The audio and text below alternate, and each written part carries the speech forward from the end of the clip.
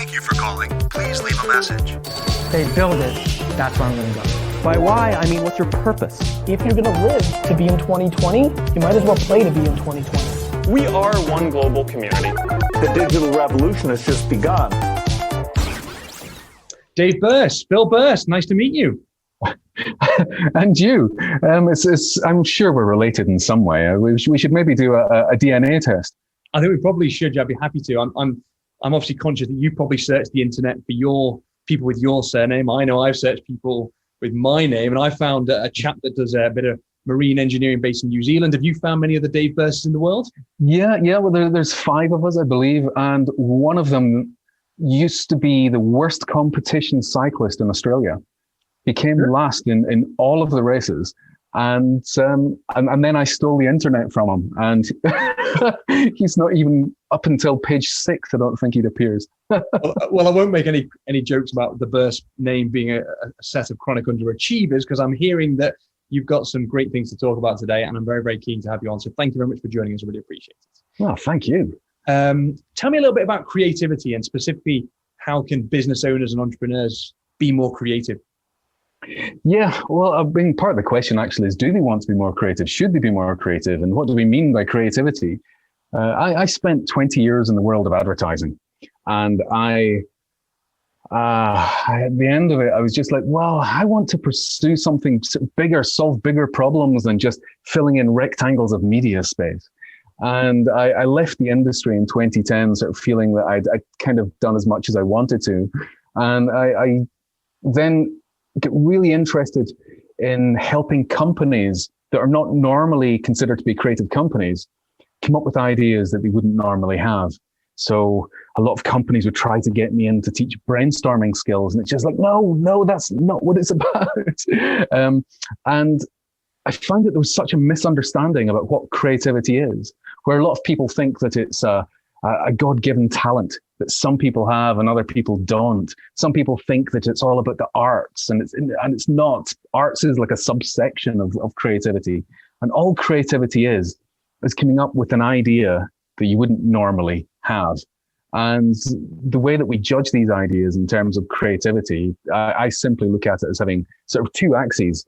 So one axis is looking at, is it non-obvious? So any idea that is obvious is an idea that anyone can have. You just come up with it because it's something that you've seen before. It doesn't take much thought. But to get to the non-obvious stuff takes effort. It takes thought. And non-obvious is when you start to get a competitive advantage, especially when you add in the other axis, which is value. And if it's something that's valuable to the business in some way, and it's non-obvious, at that point, you've got a competitive advantage. But of course, in today's market, competitive advantage is fleeting. You're not going to have a competitive advantage for very long. So you have to constantly be on the move, constantly coming up with ideas, because a moving target is harder to hit. And that's my kind of approach to it. Which is fascinating, because it kind of ties in with some of the thinking I've been doing recently about, the need for entrepreneurs to constantly reinvent themselves. As much as they need to reinvent their business when they reach that critical inflection point. I think there's a lot of thinking out there, especially where we are right now in the current global economic situation, about what are the triggers, what are the keys, what are the tools we can use to reinvent ourselves. What are your thoughts on that, Dave? How can entrepreneurs go about thinking in that way? Yeah, when it comes to entrepreneurs and startups, a lot of them love the word disruption. And they're all like, yeah, we want to be disruptive. We want to come up with something disruptive. And it's an absolute red herring. I mean, when you look at Clayton Christensen, what he wrote in The Innovator's Dilemma in the 90s, he says that a disruptive piece of technology is any technology that seems to come out of nowhere and change the behavior in an industry. And that means you can only use disruption in the past tense. It has to have come out of nowhere and changed behavior, or else you can't call it disruptive. Now, aiming to be disruptive, you're onto an absolute loser, because what you're then doing is you're saying to the market that we want to create something new, so you have to forget about all of this, unlearn that, and then learn this. But if you look at the way that innovation has happened over the years, there's always been more overlap of familiarity than unfamiliarity. So it's actually the opposite of disruption. It's more evolution than revolution, I guess, to try and make it sound like some kind of catchphrase. So when we're looking at that, we then realize that when you do your study into this idea of disruption, the companies that are considered to be the most disruptive companies have turned out to be the most disrupted companies, because they try and come into an industry reinvented, and then because they've reinvented it, they then stand still. And as soon as you do that, you're screwed in any market because people are catching up so quickly and then taking over.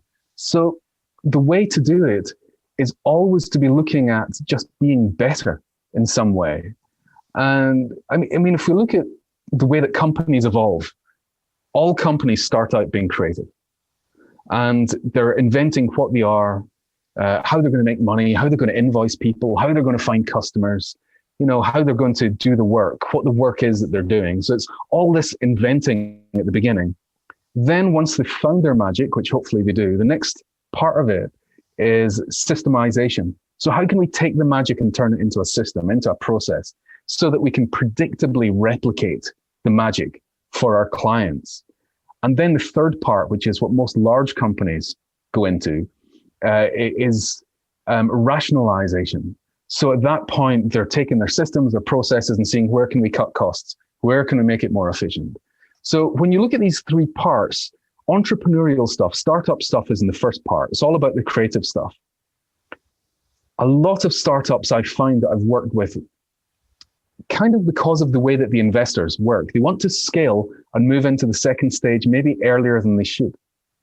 And when they move into that stage of systemization, they turn their back on the creative part, on the invention, reinvention, the rethinking and coming up with new approaches. They turn their back on that. And as soon as you do that, as soon as you turn your back on getting the idea crank going, at that point you're a sitting target. And that's the issue that I've seen, where even startups I've been advised and been involved in, that they reach that stage and then suddenly somebody just overtakes them. And it's because they've moved into this systemization thing. And a lot of the pressure that I see there comes from the funders who want to scale and make money as quickly as possible and are like, settle down, do this. And yeah, we need to make money. But if you turn your back on the creative idea bit, then you've got problems. So that kind of, that's really interesting, Dave. And it really makes me think about the difference between the different roles within an organization. And absolutely, I'm completely on board with your perspective that creativity is essential at every single phase of a company's growth. But is it maybe something to do with the how we grow our people, how we grow the teams? Because I'm an entrepreneur. I'm sure you've been an entrepreneur in the past as well. And I know I create a lot of mess. And I feel like my job at times is to create that mess, is to think in a, forgive me, inverted commas, disruptive way, is to make a mess of the great systems we put in the past in order to move forward. Because if we don't, we're gonna stall. So I love that. What's your thoughts about that, David? Is it about the people we hire? Is it the systems? Is it the tools? What is it that helps companies stay fresh? I think there's three things that come into it for me. So, I mean, one is the processes. I think that's actually a really big part of it. As soon as we start to create processes and we make everything about efficiency, and we start measuring people's time, and it's how many hours you're putting in. As soon as you do that, you've taken your focus off effectiveness. It's effectiveness or efficiency. And a lot of the time that companies quite quickly get into that stage of wanting to make sure that people are using their hours wisely, and they pile on work that's all about doing. You got to do this, do this, do this. And doing is different from thinking. And thinking is the bit that we start to miss when we put too much focus on the doing. Because I know that at the beginning, I find that startups, you're always running fast and there's not enough hours in the day to do stuff. And that means that people have got this to-do list. And when you're focused on the do, you miss the think. And the think is the really important bit that will differentiate you. I think there's another part that comes into this is the expectations of leadership.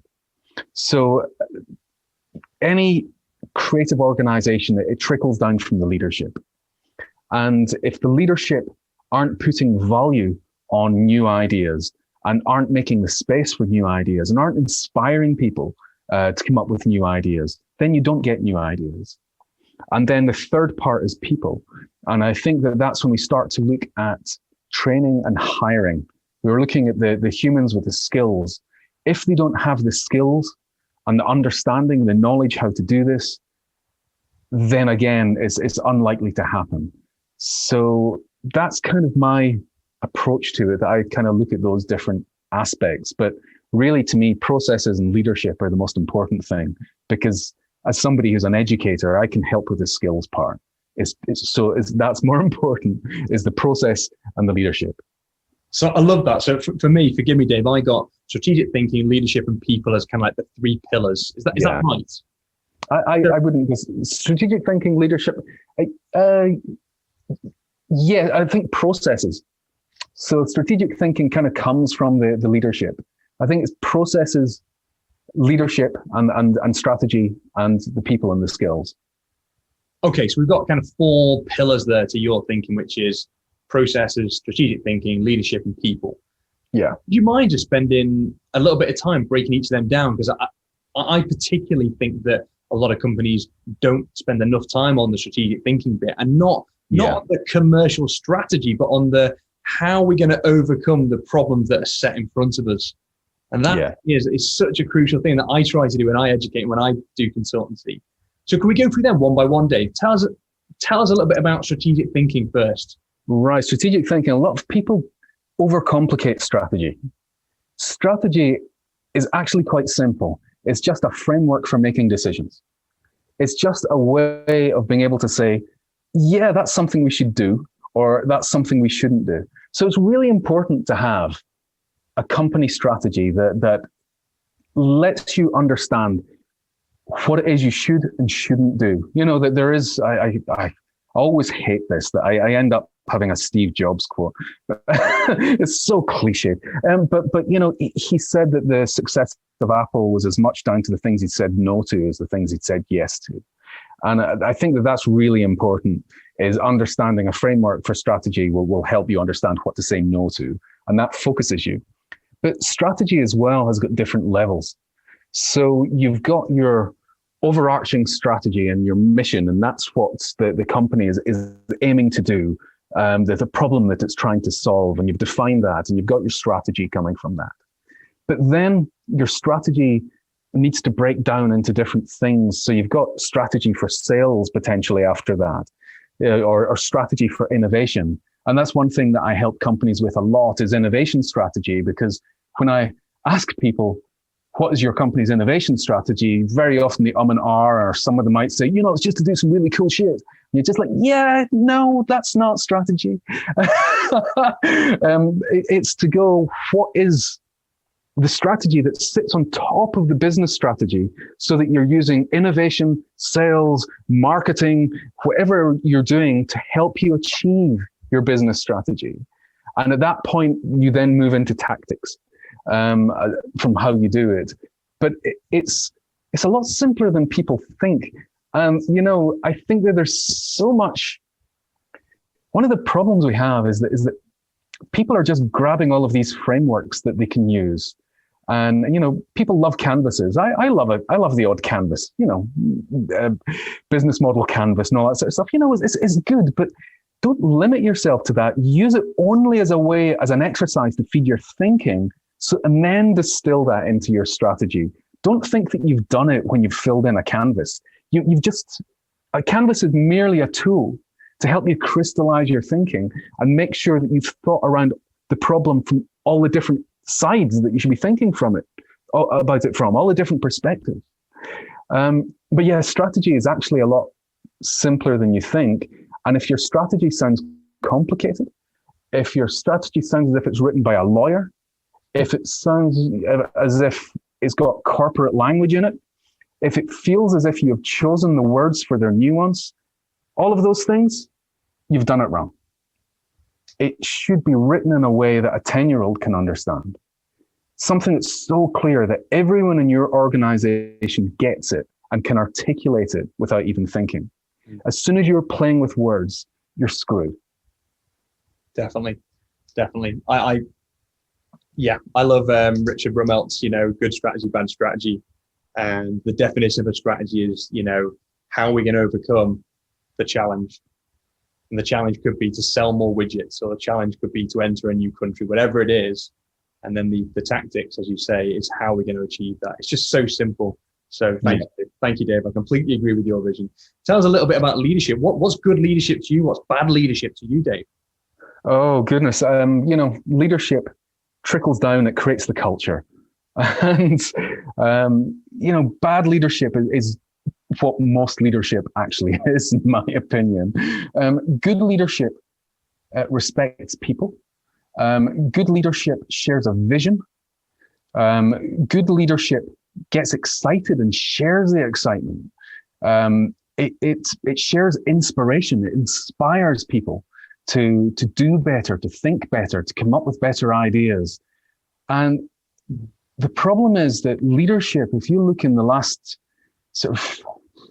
few years, maybe the last 20 years or so, we've seen an increase in finance people making it into leadership positions. And I don't have anything against finance people. My accountant is brilliant. I don't have anything against accountants and finance people, but they don't always make great leaders, because when you are measuring the success of a company purely in fiscal terms, you're measuring it in such a narrow way that it means that you end up doing away with some of the really important stuff just as ways to get your metrics, your financial metrics in order, which means that you don't invest in staff in the right way. It means that you don't give people the latitude and the space to think and experiment, which is vital if you want to keep changing and evolving and innovating. It means that when you're playing with money all the time, you're more focused on efficiency than effectiveness. And I think that this approach has been killing business. And I think that it's one of the things that is really damaging, particularly big business, since the Sarbanes-Oxley Act came in the early 2000s. And everyone in the organization is then accountable for the transparency of all financial dealings. I think that that's become a problem, because there was a lot more flexibility when I started in the early 90s. And I remember in advertising agencies that I worked in, you'd have clients, and you'd have clients who just wanted crappy work. But they pay a lot of money. So that's fine. Take their money, do the crappy work they're going to be happy with. Then when you've got the clients that get the real opportunities, the real fun stuff, and they don't have a huge amount of money, then what you can do is you can overservice them. So you'd underservice the client that's wanting the crappy work. Everyone was happy, and you overservice the clients that have got the big opportunities. But you can't do that now. Everything has to be accountable and transparent. And I believe now you could end up in jail if you did what all the agencies were doing in the 90s. So it's a shame. It's one of the reasons why advertising has been dying in the last 15 years or so. But it's a shame. But yeah, I think that leadership should be inspirational. It should be human focused. It should be looking at metrics that are beyond finance. And I wish I saw more of that in company leadership. Absolutely. I reflect back to a podcast episode I did a couple of weeks prior to today, and I was talking about the importance of the people in the organization. And I think I had 7 principles of how to lead and manage and motivate people. And one of the principles you mentioned a minute ago, so I'd love to get your thoughts on that, Dave, which is about allowing your team space to breathe, or in more specific terms, allowing them space to fail. Yes. I'd love to hear your thoughts about how do you develop people, individuals within a team, to become part of that greater collective? The main thing there is actually fear. It's addressing fear. When we've got hierarchical organizations, if you think about the way that I think of it, I see it as layers of fear. That's what a hierarchy is. Each person's worried about the person above them. And what happens is they then all start acting like lawyers. So somebody down on the shop floor has an idea and they tell their boss, and their boss goes, well, oh, okay. And they kind of like tinker with it so that it gets rid of all the stuff that might make them look bad, apparently, because they're frightened of the person above them. Then if they present it to the person above them, they will also tinker with it and adapt it to their agenda. And by the time it's worked its way through a hierarchy, it's dead. It's not the idea it was, and it doesn't have any of the power. So I mean, from that way, I help organizations then create this way of bypassing the hierarchy. But that wasn't your question. Your question was, how do we help people fail? I mean, you were kind of on the right lines. Forgive me. How do we help people grow by helping them fail? That's my principle, but I'd love to hear your thoughts on it. So yeah, I mean, there's so many aspects to this. I mean, I think that the fear, and again, that comes from the top and trickles down. So if the person at the top is an asshole, that trickles down all the way down through the organization. But to give people time to experiment, time to try new things out, and it's also, there's the difference between reward and recognition. So in an organization, looked at innovation and creative thinking in organizations. And Dan Pink, in one of his books, he wrote about how if you've got people that are doing nothing more than just tightening widgets, then if you offer them money to get better at what they do, they'll tighten more widgets an hour than they previously did because you're offering them a reward. Because rewards make people go from A to B faster. That's what a reward does. But if you're wanting people to experiment, to come up with fresh ideas, new approaches, and you offer them a reward for coming up with something new, that again causes people to go from A to B as quickly as possible. And that kills the ideas. Yeah. Because you don't want people to go from A to B as quickly as possible. You want them to explore and go all wiggly and go from A to F to Z to B, and explore the full territory. And the way you do that is not rewards, it's recognition, which is why in any arty-farty kind of industry, it's full of awards. When you look at theater, you've got the Tonys, you've got the Grammys, you've got the Oscars, any arty-farty industry, architecture, advertising, design, they're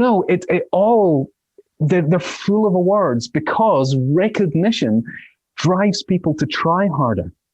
So there's things like that we need to do within organizations.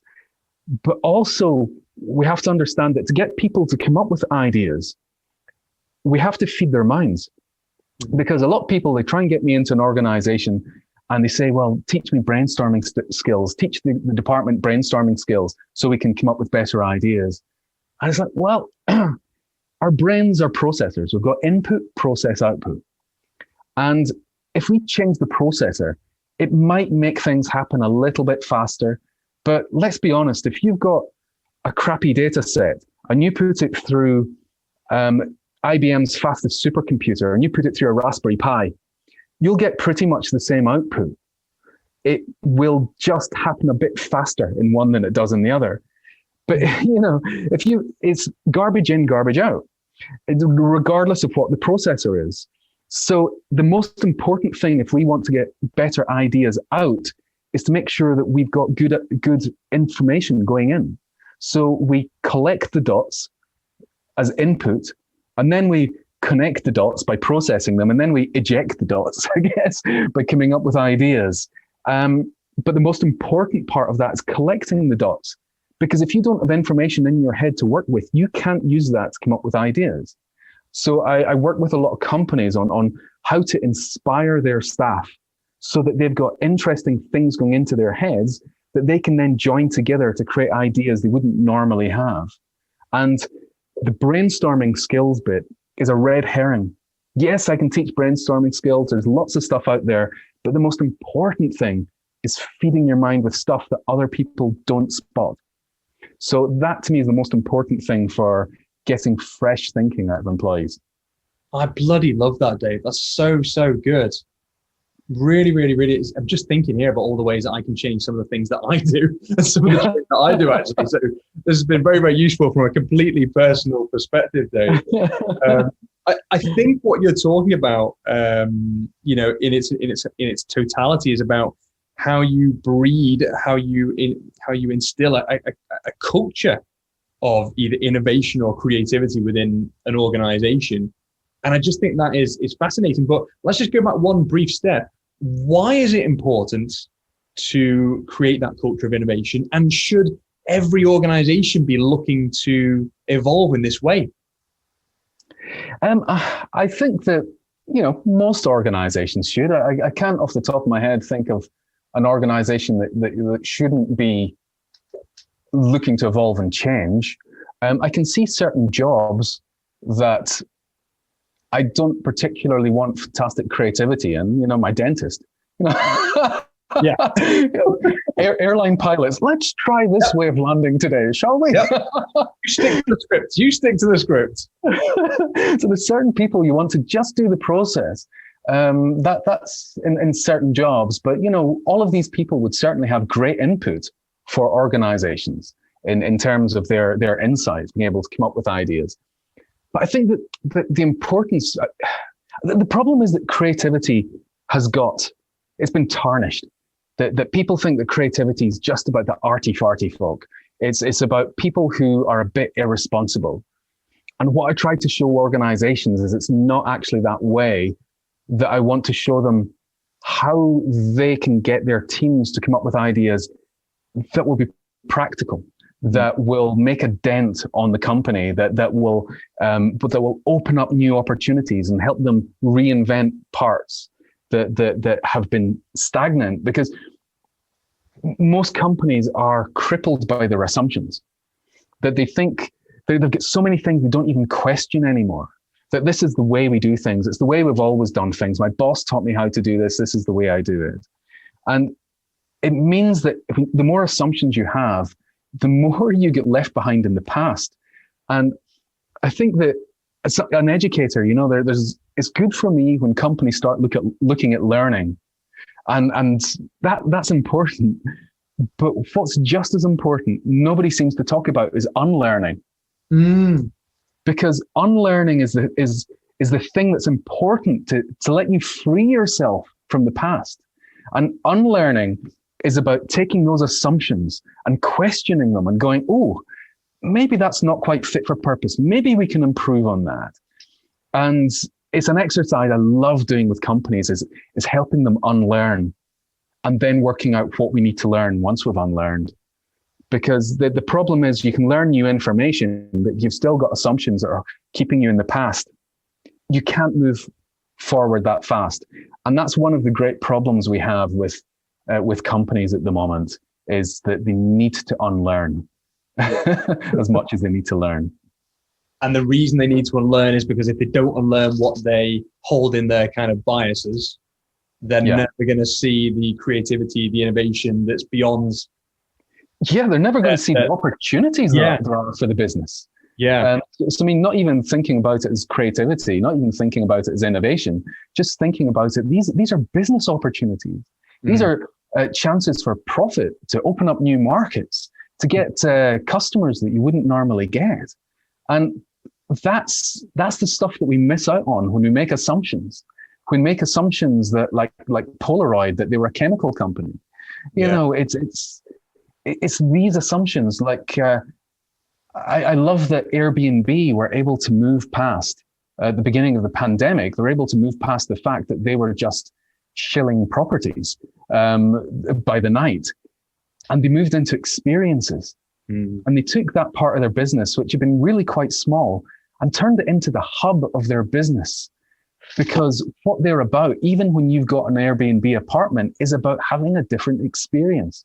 It's a different experience of a city. It's a different experience than staying in a hotel. And they embraced that, and they did incredible stuff, and still are. So I love that a company can broaden its understanding of the service that it provides, the jobs to be done, you know, for its customers. And let's be frank, Dave, to sort of wrap the conversation up and to bring it back to entrepreneurship. I'm going to roll out Stephen Covey, so forgive me. Go for it. It's two trainers talking to each other in complete and utter trainer language here. My favorite Stephen Covey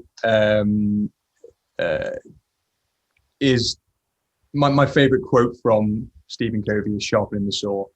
And for those of you who don't know Stephen Covey, I thoroughly recommend you go and read the book and learn some great stuff in that book. But when he talks about sharpening the saw, what he's talking about is preparing yourself for the fight, for the next step, for the evolution. And when I work with entrepreneurs, I always talk about innovation, creativity, commercial opportunity. Anything you're striving to do starts with you. It starts with your ability to think differently and your ability to improve on your own kind of your learnings, your biases, your upbringing. So many different parts of the way we run our company is, to many people, set. And I want to challenge that, and I know you do too, Dave. So Yeah. just wrap us up for a minute on your kind of thoughts around what leaders and entrepreneurs can do to really challenge their own mindset and really learn and take ownership of their company from a very personal perspective. Yeah, I mean, it's hard. You need to get perspective. And the problem is that when I've always found it hard to let go when I've been involved in companies, because I love the doing. I love getting in there and creating stuff. And I've always found that a difficult thing to relinquish control of that. But it's so important to do that. I'm working with a company at the moment that's an important thing that needs to be done. The leadership needs to actually stop getting involved in everything and getting the workforce to do it. Because the way that I was trying to explain it to them was that there's kind of like 3 levels of management as I was looking at it, or 3 levels in the organization. And you've got the people who do the doing, and then you've got the managers. You know, I hate the term managers because it's got that you manage. You know, the people who are the leaders, and their job is to take away the crap from the people who are supposed to be doing the job underneath them, and making sure that they've got everything they need to be excellent. And then you've got the directors at the top. And the problem with a lot of companies is that the directors don't understand that their job is to direct. And to direct means that you need to have your head up. You need to be looking around to see where you're going. You need to be seeing if you're going in the right direction. And that takes thought. It takes research, perspective, a wider understanding of what it is that the company is doing and what it is you're trying to achieve. And so to me, you have to be able to find that kind of space. And you can either find that kind of space in your day, and a lot of people are missing that at the moment because they don't have the commute, and the commute is an important part of getting space. But the majority of people in their lives are missing the space, because as soon as they've got any space, they pick up their mobile phone and they start playing again, or they start scrolling through social media. And boredom is a beautiful and powerful thing that we are missing out on, because there's something incredible that happens when you're disconnected and all you've got is your own mind. And you then thoughts start to pass through your mind, and connections are made, and you're giving new perspectives. And if you are constantly doing, even if it is just playing Candy Crush, then you're not giving your mind that chance to just let the information settle in. To let the tentacles of your mind just work around and start to put things together and understand the edges of problems. And you need to be able to, it takes time to think deeply. And the problem is when we're constantly interrupted, or we're constantly busy doing stuff, we don't get to think deeply. And that means we're skittering above with first thoughts and early thoughts. We're not getting the time to dig deeply and get to the stuff that is really going to be most powerful for your business. And we lie to ourselves and say that the doing and keeping yourself busy is most important. But that's not actually going to help you get that advantage in the marketplace, or find that edge over your competition, or find a way of restructuring that will give you some kind of advantage or open up a new opportunity. And it's a shame because I keep going on about this efficiency rather than effectiveness. You know, when you're so focused on the doing and on the efficiency, you miss out on what is the important stuff that could really give you the edge. Brilliant. Yeah, Dave, honestly, I could spend hours and hours debating and with you, and the problem is we'll probably just agree with each other. But, you know, from one burst to another burst, I agree with many of the principles you said today. And in fact, I'd go a step further and say there's some really, really interesting things there that I'm sure people can explore. If they want to get in touch with you, how do they do that, Dave? Well, you know, our surname is difficult to spell. It is. And if you spell it wrong, you get the Jewish term for circumcision. So you have to be quite careful. You do? So I don't know what misspellings you've had. I mean, birds. I've had bus. Have you ever had biros? No, I haven't had biros. Yeah, I thought that it used to be that when you put Birss into an iPhone about 5 years ago, the autocorrect changed it to biros, which I find quite funny because it also autocorrected my first name, Dave, to save. And it made me save biros at the end of my emails, as if I'm from I'm some green ecological writing society. But yeah, davebirss.com is the easiest way to find me. You can find out about my books. I've got a whole stack of books that I've written. Yeah. And I've got courses on LinkedIn. So if you search for Dave Birss on LinkedIn Learning, I've got 5 courses up there. Come and say hello to me on LinkedIn as well. Connect with me. Tell me you've heard the Birsses babbling. I'm just type my name in. I've got Google. Whatever you see there, it's me. Yeah, the good and bad thing about having a surname that nobody can spell is when people get it right, they always find us. So just for the record, it's BIRSS. It's Dave Birss. It's Phil Birss.